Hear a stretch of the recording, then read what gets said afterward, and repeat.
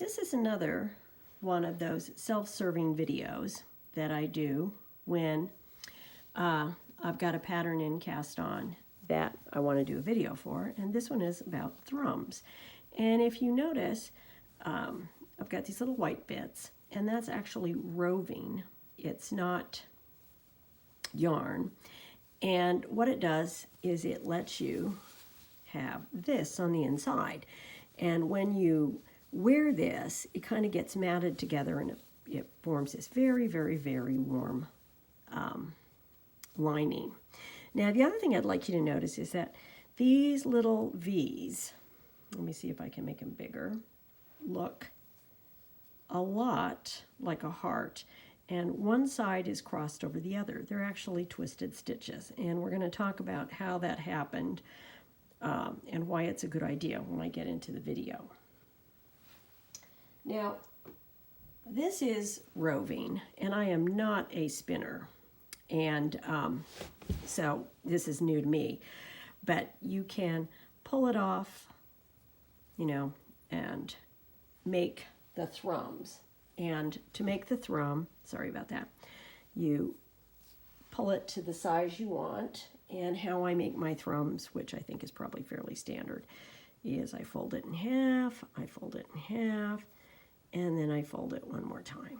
And what you want to do if you're going to be working with thrums is you want to do a bunch of these in advance, because if you do them in advance, you can get a good rhythm going. Now, in the pattern I've done for cast on, it's a pair of booties, and I work it like a sock. And so when it is when you're knitting a sock, you're generally knitting in the round. And putting thrums in the round is a little different than putting them in flat. But when you do the heel, you need to work them flat. So that's why I'm doing this flat. And also I just didn't want to knit that much. So what I'm doing is I'm gonna knit to where I want to make the thrum. Now there are two ways you can place a thrum. One is you just knit it in. And in that case, I just go like I'm going to make my next stitch. I put the thrum over the needle and I just knit it. And I want to look and make sure this doesn't happen. Notice how it is a little longer on one side. And then I knit the next stitch. Now the problem with that, and see if you can think of what the problem's going to be, what happens if that thrum gets pulled out? And yes, they can get pulled out, particularly if they don't get felted up. And what you'll have is a ladder, a drop stitch. And if you can see on the back, let me turn it over, you have the yarn carried over the back. Now, a better way to do this is this way, and this anchors them in there, is I go exactly as I did before. Okay, I get my thrum, I put it over my needle,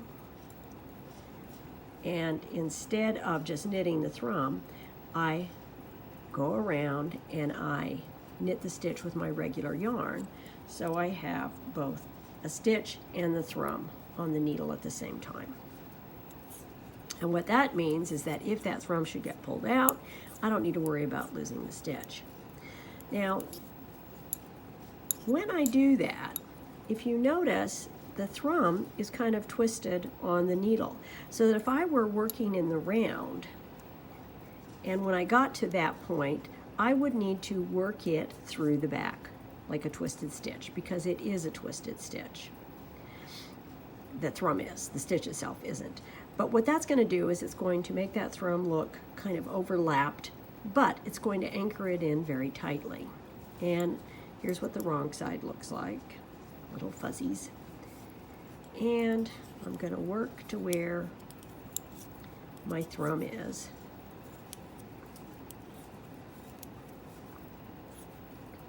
Okay, well, and that is actually my stitch there. So what I'm going to do is I'm going to go in through the back like I would for any twisted stitch, and I'm going to work it. And at that time, I want to make sure that I've got that thing pulled down. Now remember that the first one I did a little differently. It is not part of a stitch. It's all by itself. And what I can do is I can work it through the back as well if I want, or I can just purl it regularly. But what I want to do is make sure that I have it equidistance on there, because how a thrum can get pulled out as you're working, and I have demonstrated this a lot when I was making those booties, is one side will get pulled out, and then you can just pull them out, and then you got a problem.